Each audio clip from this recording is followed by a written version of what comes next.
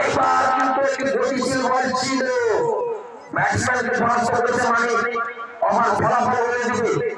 এই ওভারে দেখা যাক ওয়াসিম কি বলকে দেখায়। ব্যাট করে দিয়েছে লম্বা চওড়া মাহমুদুল।